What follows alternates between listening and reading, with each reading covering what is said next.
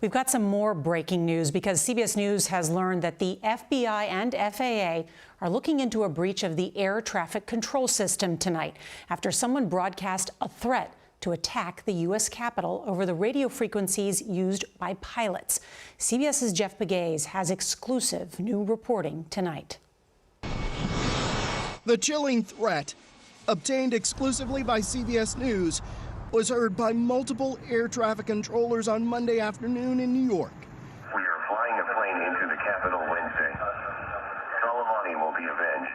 Sources tell CBS News the Pentagon and other agencies were briefed today about the digitized voice recording and believe it was designed to suggest hitting the Capitol on the same day Congress is set to count the Electoral College results. The recording refers to Qasem Soleimani, the Iranian general killed in a U.S. drone strike ordered by President Trump, and came on the one-year anniversary of his death. You look over his past, he's been called a monster, and he was a monster. And he's no longer a monster, he's dead. But in Iran, Soleimani is revered, and Iranian officials have vowed revenge. CBS News has learned that while the government does not believe the warning of an attack is credible, it is being investigated as a breach of aviation frequencies and the threat would be a crime.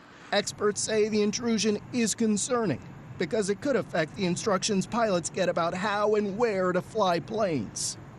Sources tell CBS News that air traffic controllers were reminded today to report anything unusual, like if a plane deviates from its flight path or any type of threat. The FAA is working with law enforcement. The FBI is not commenting. Dora. Jeff Pegues with that new information. Thank you, Jeff. Overseas now, tensions are heightened in the Middle East this weekend as Iran marks 1 year since the assassination of a top military commander in a U.S. drone strike.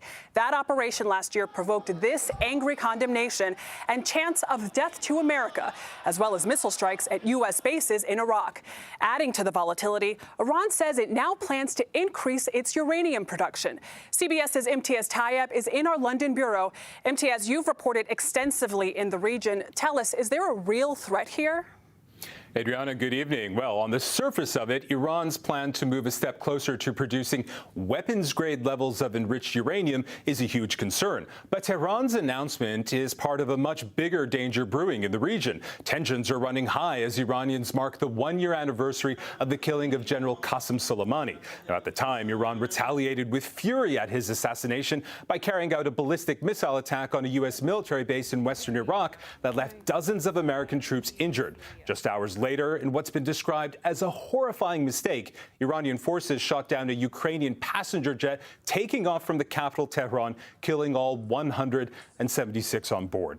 Since then, the tensions with the Trump administration, even now in its final days, have continued to boil, and this nuclear announcement isn't helping. So what signal is Iran trying to send to the world by increasing its uranium enrichment?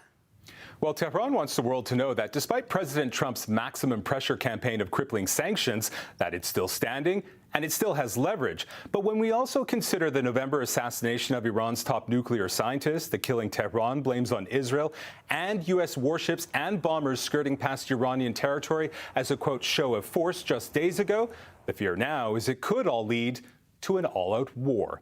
Adriana. CBS's Imtiaz Tayeb in London. Thank you.